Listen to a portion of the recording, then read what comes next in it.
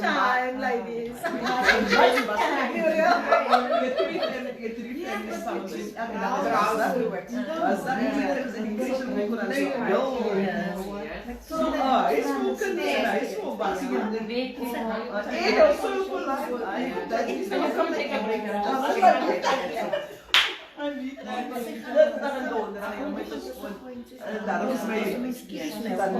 Okay, good morning everybody. Thank you once again for coming. We will continue with our hydrotherapy concept that we are busy doing.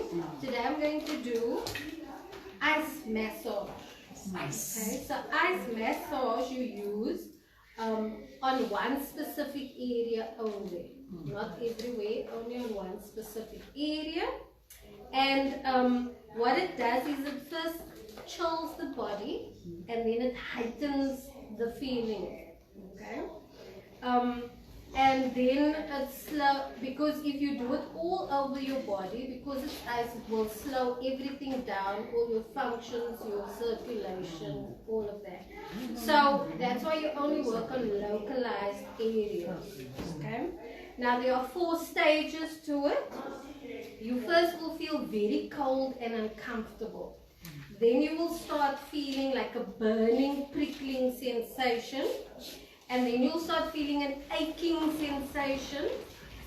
And then you will feel numbness. By the time you feel numbness, then you know that it's done its job. Yes, please take photo. You know that it's done its job. So what the point of this is, if you have swelling, like from an injury or something, muscle swelling, muscle pain, inflammation, if you've had a sprain or a strain, and then this, or spasms, like, you know, sometimes your muscles go into spasms, that also. So you can use this for a sprained ankle or wrist or whatever. If you have muscle spasms with shaking, you know, when you, those contractions and pulling of the muscles. And then for any swelling of tissue, you can also use this. You can use it for myositis, which is the muscle spasms, that's the actual name for it. And then you can also, for any aches and pains, you can also kind of use it, but it's normally just tissue related. Okay. And then what you must not use it for is people that don't have good circulation, in that they stay cold, so they don't respond to heat or to coldness well. And then also someone that has rheumatoid arthritis, someone that has had a stroke, and you don't use it on bony parts. Okay, so you don't touch the bones at all. And if the joints is swollen, this is not what you use it for. Specifically just for muscle related issues. Okay, and then afterward, beforehand, who's going to be my Janine? Sorry. I know what's wrong with I'm talking my tongue. Please come. Okay, so beforehand. Oh, sorry. I'm doing the arm. You're going to do the leg. No, I said the arm. She's Okay. Have a seat. Have a seat. Yeah, yeah. Now Thank you, Shireen. Okay, so first you would start off with keeping the area very warm. You can either let them do a shower beforehand, or just keep a towel around the area. Anyone, whatever is going to be comfortable. So you would keep a towel around it. You would keep a towel around the area just to keep the area that you're going to use warm. Okay, and then once you're finished with the treatment, and it would be a good thing for them to do exercises, physio exercises, which will stretch the muscles that is related to the area where the problem is. So for example, if you sprained your ligament, your arm or hand or whatever, then you would do strengthening exercises for the part that you sprained. Okay. So what you would need is, preferably try and do it in this way. You would need a styrofoam cup you fill it with water and put it in the fridge, because it's easy to peel off the styrofoam, because sometimes you need to do more than one sessions, especially if it's, for example, what is this thing called? If it's a ligament that is sprained or torn, then that will take a lot longer than just a muscle that is sprained or torn. So then you would do it a few repetitions of this until there is numbness. And then once there is numbness, then you can let them exercise the area. So you would keep the area warm and you would explain to them what it is that you are doing, why you are doing this, because once again, when you are using something cold, you want to shock the system to bring blood to the area, okay? Because healing is in the blood. So most of these things have to do with circulation. So and then obviously the different methods that you use do certain different things, but you want to get the blood to the area as well. So that is also part of what you are doing, getting blood flow to the isolated areas. So you would then also get a small cloth to hold this so that your hands don't get cold, okay? Because you can't do this if your hands are freezing. And the cold will, you might not feel it initially, but the cold will draw through after a while. So just warm the area a little. You are warm. You think so? I think so. I hope so.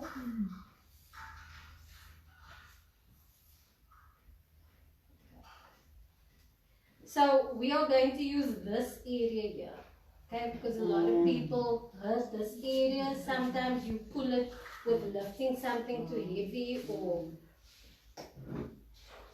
leave the arm there.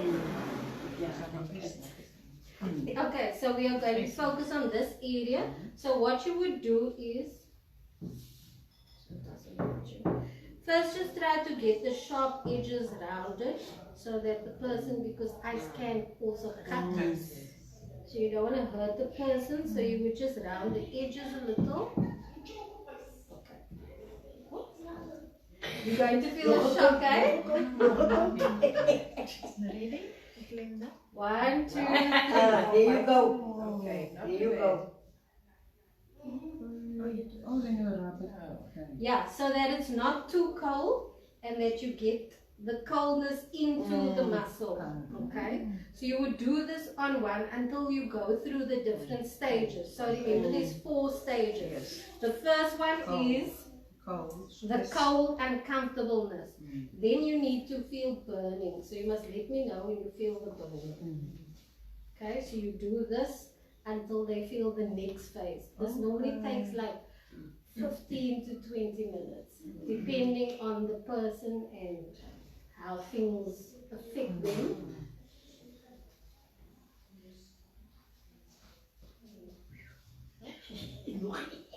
My hands is getting big.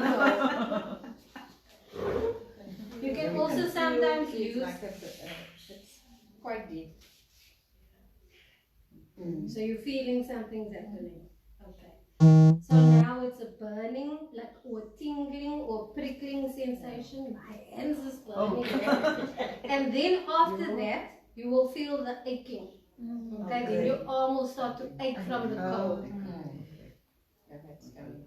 Okay, so she's working fast with her. No, not getting cold. We'll warm you up afterwards. And after the aching is the numbness. So as soon as you feel numb, then we stop. And this is all you do. Okay. And the process will do the job. Okay. It's the ache. Definitely relieving the ache. Oh, Yeah. don't faint. No. I don't think it's bad. It's good. I had a breakfast this morning. Sometimes you can also just, because the excess water might make the person cold. You don't want them to be cold.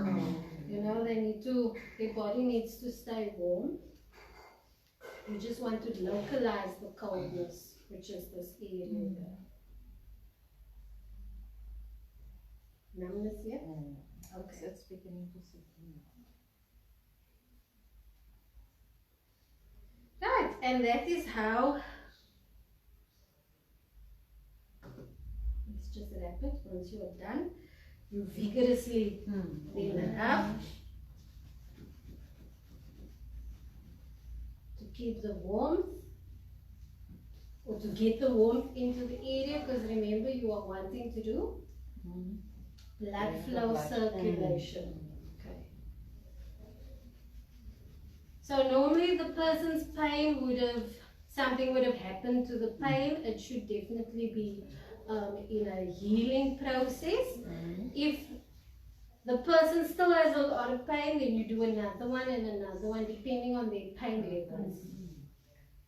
Okay. Can I just say something? I've been taking the hot and cold showers, but I think I must record myself when I put on the cold. You know the noise that I make. Yes, that is understandable. But how long are you doing the cold? Because it must just be 30 seconds. Yeah, just a few Oh, seconds, okay. yeah. Okay. So I make noise in the shower. Because then you can get sick. You can get sick, and then gently just massage a little, not hard. Just light strokes, just to induce the circulation, and keep rubbing until the person feels warm. Are you starting to feel warm? It's a change, yeah. Okay, good.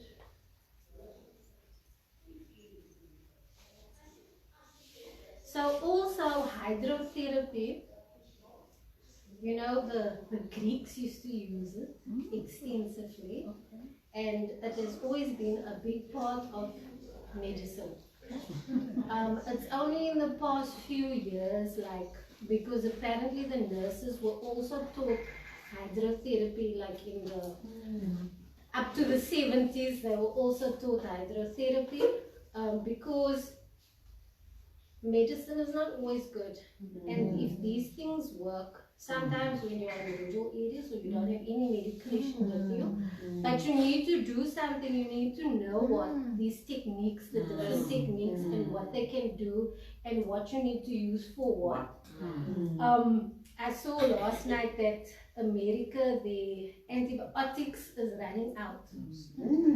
So, and that's part of their plan. Their plan is to make the medicine disappear, because depopulation is the plan. So, you need to learn these things, because soon you won't have money to buy medication, and there won't be medication to buy. So you need to know how to heal yourself, how to heal your family, your community, and what you learn, share with others. Okay, knowledge is power.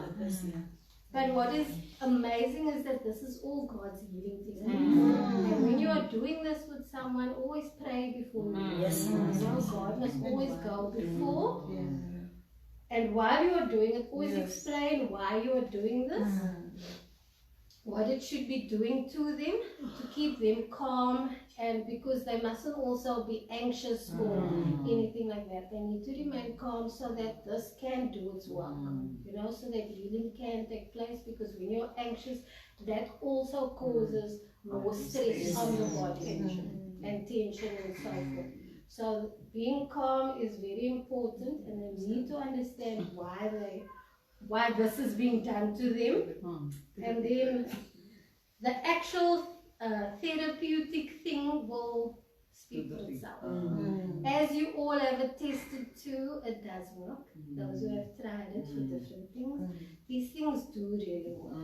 So knowledge is power, and sharing. Sharing is caring. Okay, put your jacket on, and if you are still cold, we'll give you A blankie. A Yes, enough blankie. It's a pleasure, thank you. Oh, very nice.